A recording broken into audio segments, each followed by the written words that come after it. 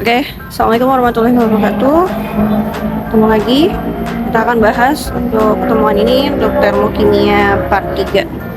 Ya, di sini yang kita bahas adalah penerapan entalpi.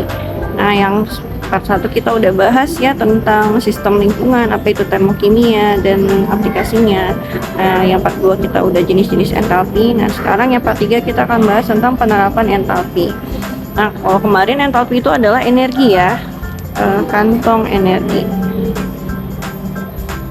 Nah, kalau di sini dia energi panas, kantong energi. Nah, ada 4 jenis entalpi ya yang sudah kita ketahui kemarin. Ada combustion atau pembakaran, ada enthalpy formation atau pembentukan, ada juga decomposition, dan terakhir ada neutralization.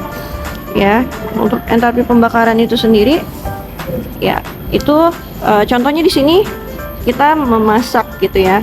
Ketika proses memasak itu ada api yang dihasilkan dari pembakaran ya, reaksi dari gas LPG. Nah, gas LPG itu dia mengandung propana ya, gabungan antara propana dan butana si gas LPG itu.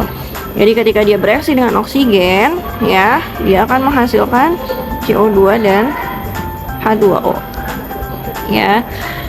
Dia akan terjadi pembakaran dan akan menghasilkan gas karbon dioksida dan uap air. Nah, di sini ada karbon dioksidanya ya, yang asap-asap di sini. Nah, ini kalau kita tampung ini jadi uap air. Ya, dan dia akan melepaskan panas ya. Kalau misalkan kita masak, kita berdiri di samping kompor, kita akan ngerasain yang namanya panas. Kenapa bisa kayak gitu? Karena kalornya atau panasnya itu, energi panasnya berpindah dari sistem ya. Sistemnya adalah ini ya, panci yang berisi air, ke lingkungannya adalah udara sekitar termasuk kita gitu. Jadi perpindahan panas itu pindah ke lingkungan, jadi lingkungan yang terjadi kenaikan suhu gitu. Nah, selanjutnya di sini dia delta H-nya biasanya negatif gitu ya, jadi dia melepaskan panas. Ada juga enthalpy formation di sini ya, pembentukan, ini tipe ya. Nah, di sini contohnya kayak masak kue gitu kan. Kalau misalkan masak kue berarti kan dari bahan-bahannya. Kue itu misalkan nih kue bolu dibuat dari apa aja? Ada ragi gitu kan, ada air, ada tepung, terus ada telur gitu ya. Yang semua bahan-bahan itu akan diramu sehingga membentuk bolu gitu. Terus di sini juga ada nih enthalpy formation lain. Ya, di sini enthalpy formationnya ada di decompositionnya ada di air soda gitu ya. Kalau di sini, kalau misalkan air soda gitu kan, minuman karbonasi itu ketika dibuka dia akan gitu ya, ada bunyi gitu. Nah, nya itu adalah karbon dioksida yang dilepaskan. Jadi dia ada reaksi penguraian gitu. Jadi kenapa sih minuman karbonasi itu bisa bertahan? Ya, karena di situ dia ada reaksi dengan gula ya, sehingga ketika dia ada terfermentasi di situ, ketika dia dibuka dia akan mengeluarkan CO2 atau gas karbon dioksida ke udara gitu. Jadi di situ ada penguraian si gula ya, udara. Di sini dia menghasilkan CO2 ya, salah satu hasil dari fermentasinya atau karbonasinya. Nah, ada lagi di sini enthalpy neutralization. Neutralization itu contohnya misalkan kayak kemarin kita udah bahas ya, ketika sakit perut ya. Ketika sakit perut ya, itu asam lambung itu akan naik ya, sama asam yang ada di lambung yang fungsinya untuk mencerna makanan, dia bisa naik ya ketika tidak ada makanan yang tercerna.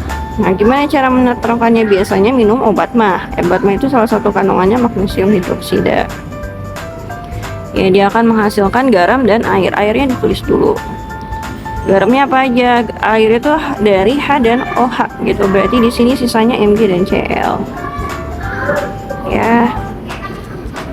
Terus kalau udah kita setarain ini, kita udah bahas ya kemarin ya. Di sini ini 2, ini 1 gitu ya. Jadi kebalik ya. Jadinya 1, ini 2.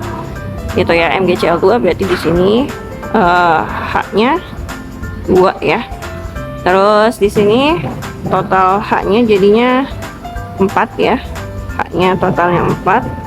Berarti di sini 2, berarti di sini dikali 2. Ya, ini udah setara. Terus ada lagi, ini yang pertama, yang kedua. Ini pada ketika sikat gigi ya. Nah, sikat gigi itu karang gigi ya, ada karang gigi di sini. Atau sisa-sisa makanan itu dia kandungannya asam. Nah, makanya perlu ya sikat gigi sehari 2 kali. Itu yang mengandung fluoride. Ini adalah salah satu pH-nya basa ya. Jadi ketika asam ketemu basa di sini dia akan netral gitu. Makanya kalau misalkan sikat gigi itu dianjurkan sehari 2 kali gitu. Jadi kalau misalkan sikat gigi sebulan sekali, nggak kebayang ya berapa banyak asam-asam yang terakumulasi di gigi-gigi gitu ya, jadi jigong ya. Terus ada lagi contohnya misalkan ketika bau badan gitu ya, ketika kita beraktivitas kita kan mengeluarkan asam ya, makanya kan kalau dicium baunya asam gitu kan, kalau udah nggak mandi seharian tuh baunya asam.